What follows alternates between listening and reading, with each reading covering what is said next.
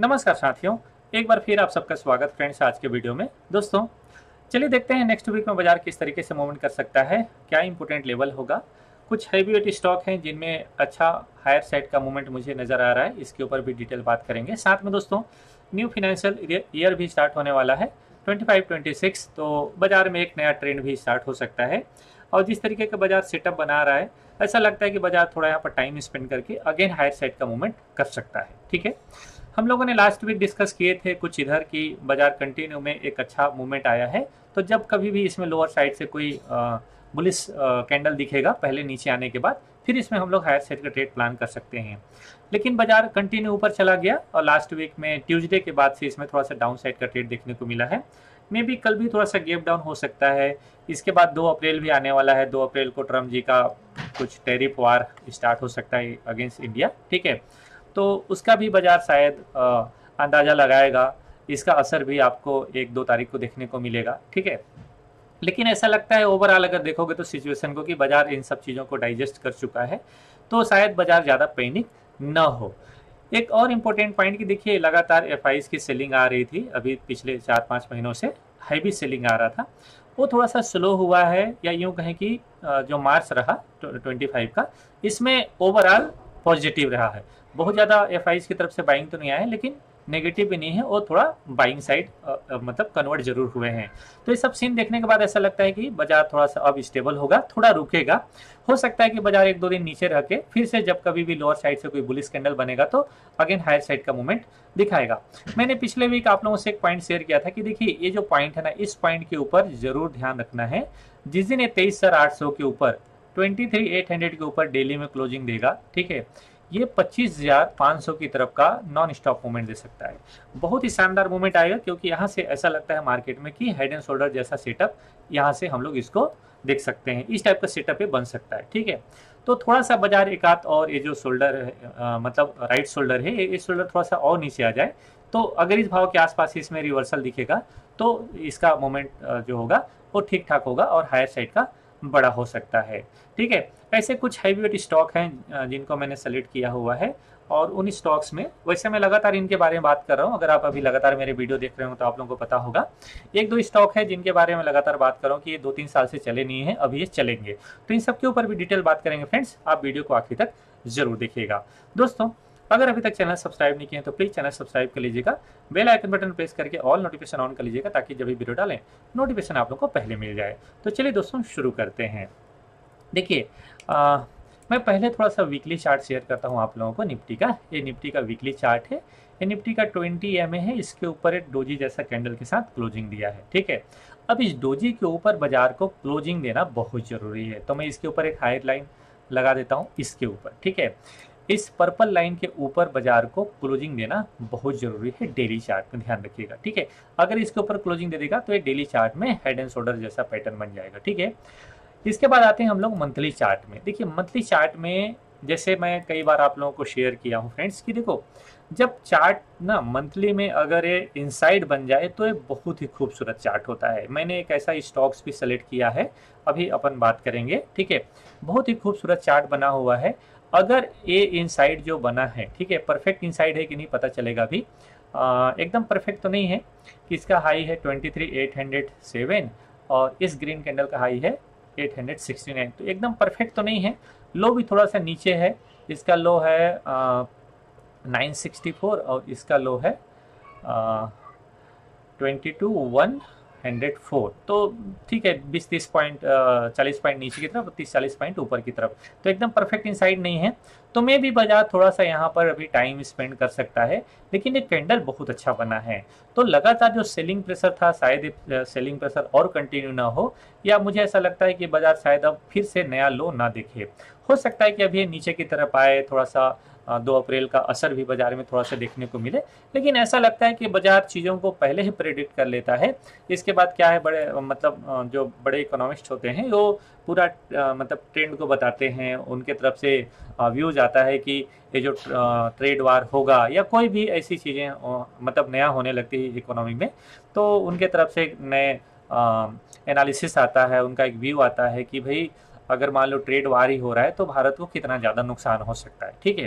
क्योंकि अगर मान लो वो टैरिफ लगाते हैं, इंडिया पे टैरिफ लगाते हैं ट्रम्प साहब, तो ज़रूर इम्पैक्ट होगा, लेकिन कितना होगा। तो एक आर्टिकल मैंने ऐसे कुछ पढ़ा था कि 60,000 करोड़ के आसपास का हमारा नुकसान हो सकता है अगर वो हमारे ऊपर टैरिफ लगाते हैं। तो चूंकि हम भी उनके प्रोडक्ट पे, हमारे इंडिया में जो बिकती है सामान, उनके ऊपर टैरिफ 100% के आसपास लगाते हैं, तो वो भी हम हमारे प्रोडक्ट पे जो यूएस में बिकते हैं उनमें 100% का टैरिफ लगाएंगे। ओके, तो ठीक है, ये सब चीज़ें चलेगी, लेकिन ये सब न्यूज़ ना पहले से मार्केट में आया हुआ था, ठीक है। और उसको जो बाजार, मुझे ऐसा लगता है कि बाजार नीचे की तरफ जो डीप मारा 16-17% का फॉल, ठीक है, वो फॉल में मुझे लगता है वो सारी चीज़ें डाइजेस्ट हो चुका है, ठीक है। बट फिर मैं एक बार बोलूँगा कि जब तक ये 23,800 के ऊपर ये क्लोजिंग नहीं देता है, ठीक है, 1-2 दिन, तब तक हम कंफर्म नहीं होंगे। लेकिन अगर 1-2 दिन भी इसके ऊपर क्लोजिंग दे दिया 23,800, 850 के ऊपर, तो यकीन करिए कि इसमें 25,500 की तरफ का एक लगातार मूवमेंट बड़ा हो सकता है, अच्छा मूवमेंट आ सकता है। तो बाजार यहाँ पर कितना दिन टाइम स्पेंड करता है ये देखने वाली बात है। फिर आने वाले दिनों में रेट कट भी होने वाला है, ठीक है, ये सारी चीज़ें हो सकती है। तो 2 अप्रैल को थोड़ा सा वॉच करिएगा, 2 अप्रैल के आसपास क्या होता है, ठीक है, देखते हैं क्या होगा, ठीक है। तो चलिए, इसके ऊपर क्लोजिंग बहुत जरूरी है। लेकिन अगर सपोज करो फ्रेंड्स कि 23,390 के नीचे मार्केट जाता है, तो शायद एक बार ये डाउन साइड का ट्रेड देख सकता है बाजार 23,000 की तरफ, ठीक है। अगर 23,390 के नीचे ट्रेड करता है तो आपको 23,100, 23,000 के आसपास का भाव आपको दिखाएगा। तो मान लो कि अगर बाजार इधर नीचे आता है, सपोज करो कि इस तरीके से मूवमेंट आया, ठीक है, तो एक रिट्रेसमेंट तो चाहिए ना। मैं इसका एक एग्जांपल आपको शेयर करता हूँ। देखिए, क्योंकि जब बुल रन में जाता है मार्केट तो ज़्यादा अच्छा ट्रेड मिलता है, और वो जो ट्रेड मिलता है उसमें पैसा भी अच्छा बनता है, ठीक है। तो जब बाजार रूस यूक्रेन के वार के बाद जब बाजार में लोअर साइड का मूवमेंट आया था, ठीक है, इसके बाद बाजार बहुत अच्छा डब्ल्यू पैटर्न बना के रिवर्स किया, तो इस तरीके के सेटअप फिर बना था। इस टाइप का हमको कैंडल चाहिए। इसके बाद जो मूवमेंट आएगा ना, बहुत बड़ा मूवमेंट आया था, ठीक है। तो आई थिंक बाजार अगर ये हिस्ट्री रिपीट होता है, तो हालांकि एक जैसा ही नहीं होता है, थोड़ा बहुत ऊपर नीचे करके होता है, तो कल वाला कैंडल हमको देखना है, ठीक है। ये जो रेड कैंडल बना हुआ है ना, ये भी कल पॉजिटिव कैंडल के आसपास बन रहा था, ठीक है। लेकिन 3 बजे के बाद इसमें 1-2 कैंडल में बड़ा फॉल हुआ, अदरवाइज ये पॉजिटिव कैंडल के साथ क्लोजिंग दे रहा था। तो मैं इसके हिसाब से एक स्प्रेड बनाया था, ओके। मैंने छोटा क्वांटिटी के साथ एक स्प्रेड बनाया हुआ है, अगर ऊपर की तरफ जाता है तो ठीक है, नहीं तो फिर नीचे की तरफ से आएगा, जब भी इसमें रिवर्सल होगा तो फिर मैं स्प्रेड बनाऊंगा। लेकिन इसके लिए ना कोई बढ़िया इधर हैमर कैंडल बनना चाहिए, 1 या 2 हैमर कैंडल बन जाएगा, या 1 या 2 इस तरीके से आने के बाद पॉजिटिव कैंडल बन जाएगा, तो हम लोग हायर साइड का ट्रेड प्लान करेंगे। यहाँ से जो मूवमेंट आएगा, बाजार इधर का मूवमेंट देगा, ठीक है, फिर इसके ऊपर तो ब्रेकआउट कर जाएगा, फिर इधर का मूवमेंट आएगा 24,800, लेकिन इसके बाद भी बड़ा मूवमेंट आ सकता है इधर का। तो मैं 25,500, 25,600 की तरफ का इसमें ट्रेड देखूंगा। अगर बाजार इस तरीके से मूवमेंट करता है, तो कौन कौन से ऐसे स्टॉक हैं जो बाजार को हायर साइड लेके जा सकते हैं। इनमें से जो फिनेंशियल स्टॉक है, मतलब बैंक निफ्टी के स्टॉक हैं, फाइनेंशियल सर्विसेज वाले स्टॉक हैं, बैंकिंग वाले स्टॉक हैं, ये इस बार जब मार्केट मूव करेगा, यकीन रखिए ये लीड करेंगे मार्केट को। यकीन करिए, इस बार फाइनेंशियल सर्विसेज वाले स्टॉक्स, मतलब बैंकिंग स्टॉक, एनबीएफसी, ठीक है, बीएससी, सीडीएसएल, ये सर्विसेज वाले स्टॉक या ब्रोकिंग स्टॉक, एंजल वगैरह स्टॉक, ठीक है, इन स्टॉक्स में बहुत रैली आ सकता है, ठीक है। तो ऐसे स्टॉक्स मैंने सेलेक्ट किए हैं। इसके अलावा जो हैवीवेट स्टॉक है जैसे रिलायंस इंडस्ट्री, ठीक है, इनको भी अगर मंथली चार्ट देखेंगे तो अच्छा कैंडल बन रहा है, एक गिर नहीं रहा है, ध्यान रखिएगा, ठीक है, एक गिर नहीं रहा है। और जब ये स्टॉक अगर 1300 के ऊपर क्लोजिंग देता है तो बहुत अच्छा मूवमेंट दे सकता है, और रिलायंस इंडस्ट्री चलता है तो समझिए कि मतलब निफ्टी ऑलरेडी मूवमेंट कर जाएगा, ठीक है। इसके अलावा हम एचडीएफसी बैंक की बात करें तो मैं बहुत ज़्यादा पॉजिटिव तो नहीं हूँ, मतलब ऐसा नहीं कि आपको 20-25% का रिटर्न देगा, लेकिन हाँ, ये 5-6% भी चले जाएगा तो बैंक निफ्टी और निफ्टी को काफ़ी ऊपर ले जा सकता है, ठीक है। इसके अलावा हम देखेंगे जैसे आईटी वाले स्टॉक, तो आईटी में थोड़ा सा मैं नेगेटिव हूँ, मुझे उतना बेटर नहीं लगता है, बट हाँ, हो सकता है कि जो एनबीएफसी वाले स्टॉक हैं, एक ये भी है ना, हम लोग ने कई बार भी डिस्कस किया है, आप लोगों ने सुना भी होगा कि जब बैंकिंग चलते हैं, ठीक है, जब एनबीएफसी चलते हैं, फाइनेंशियल सर्विसेज वाले स्टॉक चलते हैं, तो थोड़ा सा आईटी वाले स्टॉक मतलब नेगेटिव हो जाते हैं, डाउन साइड हो जाते हैं, ठीक है। इसके अलावा अगर आप लोगों की याद होगा फ्रेंड्स, तो मैं लगातार इसके बारे में बात कर रहा था, बजाज फाइनेंस, ठीक है, मैं पिछले कई वीडियो में इसके ऊपर बात किया हूँ, ठीक है, जब भी मैं वीकली वीडियो शेयर किया हूँ आप लोगों को कि ये स्टॉक पिछले 3-4 साल के बाद निकल रहा है, तो शायद अब ये स्टॉक निकल जाएगा और ये ना बहुत बढ़िया स्प्रेड में आपको ट्रेड दे सकता है। तो जब भी ये स्टॉक थोड़ा दिन रुक जाए, जैसे यहाँ पर रुक गया 1-2 दिन, मान लो कल नीचे आ जाता तो इसमें स्प्रेड बना दूंगा मैं, ठीक है, बुल स्प्रेड बना दूंगा। ये स्टॉक बुल स्प्रेड के साथ आपको लंबे समय तक ट्रेड दे सकता है, साल 1.5 साल भी ट्रेड दे सकता है, ठीक है। इसके अलावा आप कोटक बैंक को देखिए तो कोटक बैंक भी कुछ इसी तरीके से है। अगर ये नीचे आता है, जब कभी भी ये थोड़ा बहुत नीचे आ जाए तो इस स्टॉक को ध्यान रखो। मुझे लगता है ये स्टॉक भी 3-4 साल के बाद चलना शुरू किया है। तो ये जो कुछ स्टॉक्स हैं इनमें लगातार अगर आप स्प्रेड बनाएंगे फिक्स लॉस के साथ, लगातार इसमें बनाते जाए, ठीक है, जब भी नीचे आए, तो मुझे ऐसा पर्टिकुलर लगता है, रिकमेंडेशन तो नहीं कर रहा हूँ, लेकिन मैं इस स्टॉक में प्लान करूंगा स्प्रेड बनाने का, ठीक है, बुल स्प्रेड बनाने का। तो ये स्टॉक मुझे लगता है अच्छा खासा रिटर्न आपको दे सकते हैं, अच्छा खासा पैसा दे सकते हैं, ठीक है। इसके अलावा एसबीआई भी मुझे अच्छा लगता है, ओके, क्योंकि अच्छे भाव पे है, तो इस स्टॉक में भी नज़र रख सकते हैं। आपको ये स्टॉक भी अगर जब कभी भी आपको इसमें अच्छा सेटअप मिल जाए, जैसे अभी एक सेटअप बन रहा है यहाँ पर, ठीक है, तो मैं देखूंगा कि अगर ये एसबीआई 780 मतलब 785 के ऊपर अगर क्लोजिंग दे जाता है डेली चार्ट में, तो इसमें एक लॉन्ग बनाया जा सकता है, फिर हेड एंड शोल्डर पैटर्न बन जाएगा, ये अपर साइड में 860 850 की तरफ जाते हुए नजर आएगा। तो ऐसे कुछ स्टॉक्स हैं जिनमें आपको अच्छा खासा हायर साइड का ट्रेड देखने को मिल सकता है आने वाले दिनों में। मुझे लगता है कि नेगेटिविटी जो मार्केट में बनी हुई है अब धीरे धीरे खत्म हो रहा है, ठीक है। इसके अलावा अगर मैं बैंक निफ्टी के चार्ट देखूं आप लोगों के साथ शेयर करूं, तो बैंक निफ्टी भी मुझे लगता है एक आध बार रिट्रेसमेंट आ जाए 50,500 के आसपास आ जाता है, तो लोअर लेवल से भी जब हायर साइड मूवमेंट करेगा तो ठीक ठाक हो सकता है। इसके अलावा मिड कैप स्मॉल कैप ये थोड़ा सा रुक सकते हैं ऐसा लगता है मुझे, ठीक है, चार्ट में। हालांकि लोअर लेवल से थोड़ा सा इसमें बुल साइड हायर साइड का ट्रेड दिख सकता है। इसके अलावा अगर मैं निफ्टी 500 इंडेक्स की चार्ट देखूं तो अभी पूरा स्टेज हुआ नहीं है, थोड़ा सा इस भाव के आसपास जाना चाहिए, इस लाइन के आसपास जाना चाहिए, थोड़ा सा इसमें हायर साइड और मूवमेंट है। इसके ऊपर अगर निकल गया और यहाँ से ये निकल जाएगा तो आप यकीन करिए बहुत अच्छा मूवमेंट देगा, ठीक है। तो जैसे मैंने कई बार भी आप लोगों को शेयर किया है कि निफ्टी का चार्ट देखने से बेटर है कि आप निफ्टी 500 का चार्ट देखिए, तो ये भी इसी टाइप का सेटअप बन जाएगा ऐसे, ठीक है। तो हो सकता है कुछ इस तरीके के सेटअप ये दिखाए आपको आने वाले दिनों में, ठीक है। तो अगर ये निकल जाता है 21,900 इस 21,900 के ऊपर, ठीक है, तो कुल मिला के अगर ये 22,000 के ऊपर निकल जाता है तो आपको हायर साइड का 23,200, फिर हाई ऑल टाइम हाई, ठीक है, 24,400 500 की तरफ भी जाते हुए नजर आएगा। तो ओवरऑल अगर आप सीन देखेंगे ना तो बहुत बेटर है।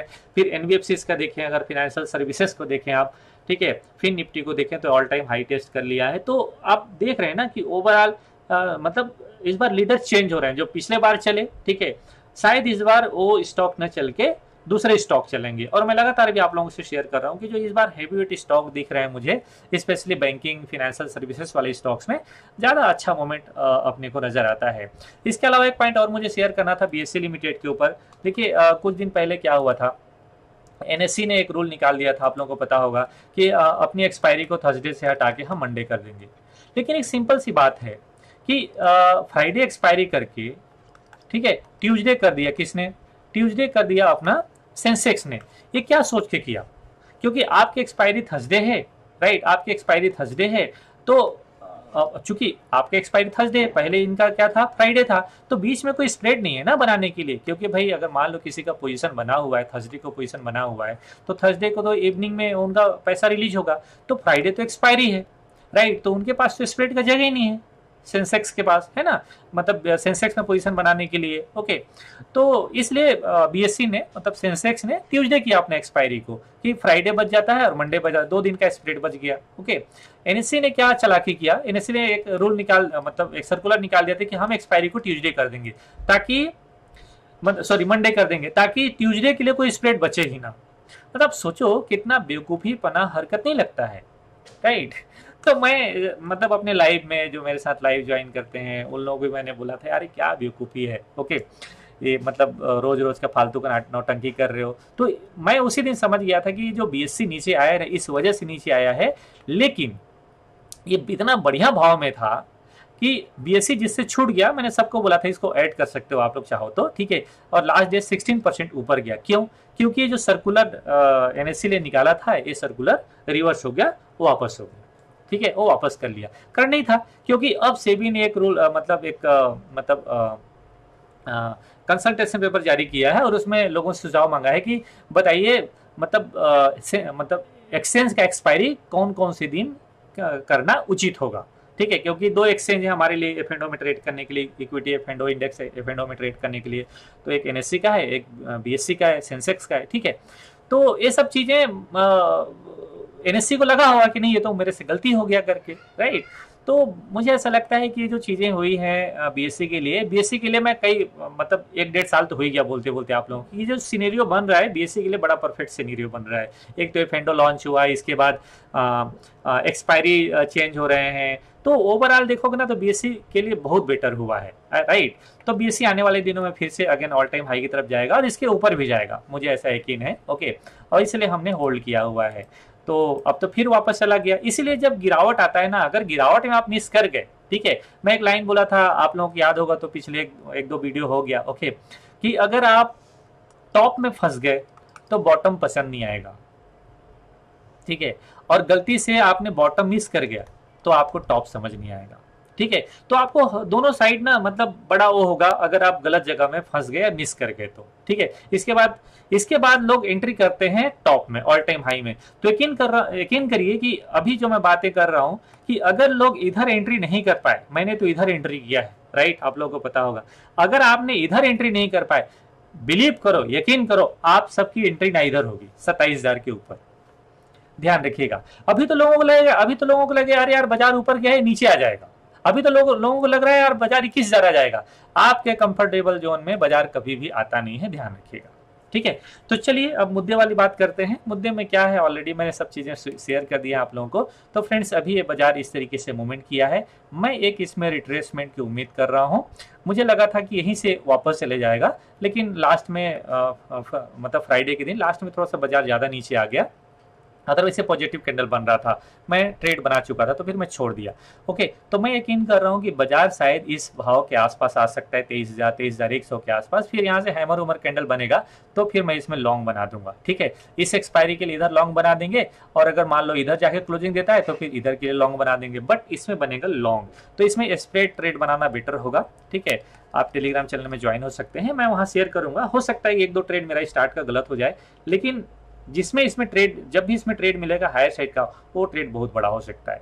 तो मैं उम्मीद कर रहा हूं कि बाजार 23,800 के ऊपर चले जाएगा, तो हमारे लिए एक अच्छा ट्रेंड हायर साइड का मिल सकता है, ठीक है। इसी तरीके से बैंक निफ्टी, हालांकि बैंक निफ्टी में भी हमको मंथली एक्सपायरी में ट्रेड प्लान करना पड़ेगा, लेकिन अगर इधर आ जाता है 50,500 के आसपास से, तो फिर हम लोग 53,000 या 54,000 55,000 के आसपास की तरफ का ट्रेड इसमें देख सकते हैं। तो ध्यान रखिएगा। इसके अलावा जो दो स्टॉक्स जो मैंने बताया आप लोगों को कि बजाज फिनसर्व और फिर कोटक, राइट, इन स्टॉक्स में बजाज फिनेंस के साथ बजाज फिनसर्व भी ध्यान रखिएगा ना, बजाज फिनसर्व, देखिए बजाज फिनसर्व भी कुछ इसी तरीके के चार्ट है, ये Bajaj Finserv, right, Bajaj Finserv का भी चार्ट कुछ इसी तरीके का है, आप देखो ऐसे, राइट। तो इन स्टॉक्स में भी हमको हायर साइड का स्प्रेड ट्रेड बनाने का बहुत अच्छा मौका मिल सकता है। इसके अलावा एक स्टॉक और आपको शेयर करता हूँ, बंधन बैंक। तो जब भी इन स्टॉक्स में मुझे मौका मिलेगा मैं इसमें हायर साइड का ट्रेड प्लान करूंगा। बंधन बैंक तो मेरे पैरामीटर में बहुत ही खूबसूरत है, बस अब इस स्टॉक को निकल जाना है। हालांकि मैंने इसको 150 में ऑलरेडी परचेस कर लिया है, बट इसके बाद नीचे आ गया था, अब इनसाइड बना है। तो जब स्टॉक कभी 160 के ऊपर डेली में क्लोजिंग दे देगा, 160 के ऊपर डेली में क्लोजिंग दे देगा, हालांकि इसे मंथली में, लेकिन डेली में ही इसके ऊपर ट्रेड प्लान कर लेना पड़ेगा, ठीक है। और हायर साइड का ट्रेड इधर रहेगा 440 450 की तरफ, ये स्पीड में मूवमेंट करेगा, ध्यान रखिएगा जब ये निकल जाएगा। तो मुझे लगता है इस स्टॉक के लिए चूंकि इनसाइड पैटर्न बना है, तो ऐसे इनसाइड पैटर्न मैं मिस नहीं करता हूं, ठीक है। हो सकता है ना चले, लेकिन ऐसा इनसाइड पैटर्न मैं मिस नहीं करना चाहता हूं। तो आप लोग चाहें तो इस स्टॉक को वॉच करिएगा। 160 के ऊपर मैं रिकमेंडेशन नहीं कर रहा हूं, लेकिन अगर ये निकल जाएगा तो बहुत अच्छा ट्रेड दे सकता है आने वाले दिनों में, ठीक है। तो इस स्टॉक को वॉच आप जरूर रखिएगा, अपने वॉच लिस्ट में रखिएगा। 160 के ऊपर ही ज्यादा डेली चार्ट में पॉजिटिव हो जाएगा फ्रेंड्स, ठीक है। चलिए, तो ये स्टॉक रहा। इसके अलावा अभी स्विंग के लिए बहुत सारे स्टॉक्स आएंगे, inside pattern, W pattern, head and shoulder pattern. तो मैं इसके लिए कोशिश करूंगा डेली बेसिस में 1-2 स्टॉक ढूंढ के, ठीक है, उनके ऊपर मैं आप लोगों से डिस्कस करूंगा। मैं चार्ट शेयर करूंगा, कुछ टेलीग्राम में भी चार्ट शेयर करूंगा, यूट्यूब के पोस्ट में भी मैं आप लोगों के लिए चार्ट शेयर कर दूंगा, और पॉसिबल हो तो मैं वीडियो भी आप लोगों के लिए बना दूंगा। तो आशा करता हूं दोस्तों ये वीडियो अच्छा लगा होगा आप लोगों को। और इसके अलावा कुछ स्टॉक्स होंगे जो आप चाहते होंगे, इनसाइड पैटर्न वाले बहुत स्टॉक होंगे, आप ध्यान रखिएगा। तो इसलिए इनसाइड पैटर्न वाले स्टॉक आप ढूंढिए, लेकिन इनसाइड पैटर्न अगर मंथली चार्ट में है तो ज्यादा बेटर होगा, ठीक है। तो ध्यान रखिएगा, इनसाइड पैटर्न मंथली चार्ट वाले प्रीफर करिए, या फिर आप डब्ल्यू पैटर्न जैसा स्टॉक को प्रीफर करिए और उसमें लॉन्ग चले जाइए। जरूरी नहीं कि उसमें एफ एंडो का ही ट्रेड बनाओ, ठीक है, फ्यूचर ऑप्शन में ट्रेड बनाओ, आप उसमें कैश में भी ट्रेड प्लान करोगे तो भी आपको अच्छा रिटर्न मिल सकता है फ्रेंड्स। ठीक है, ये गिरावट में बहुत बॉटम हर बार नहीं मिलता है, ठीक है, लेकिन जब बाजार रुक जाने के बाद फिर जब ट्रेंड स्टार्ट होता है, जैसे अगर आप बंधन बैंक की बात करेंगे तो इस टाइप का सेटअप भी बहुत सारे स्टॉक्स में आपको देखने को मिलेगा। ठीक है, तो थोड़ा मेहनत करिएगा, थोड़ा ढूंढिएगा। ठीक है, कमेंट बॉक्स में आप कमेंट करिएगा, एक दो स्टॉक ऐसे रहेंगे तो मैं भी उसको वॉच करूंगा। ठीक है, और पॉसिबल हो तो उसके ऊपर वीडियो भी बनाने की कोशिश करूंगा फ्रेंड्स। ओके, तो चलिए आज के वीडियो कहीं पर वाइंड अप करते हैं। आशा करता हूँ वीडियो आपको अच्छा लगा हो फ्रेंड्स। वीडियो अच्छा लगा है तो प्लीज लाइक कीजिएगा, कमेंट करिएगा, चैनल सब्सक्राइब करके जरूर जाएगा, दोस्तों को शेयर करना बिल्कुल मत भूलिएगा। मिलता हूँ नेक्स्ट वीडियो में, तब तक के लिए नमस्कार, जय हिंद।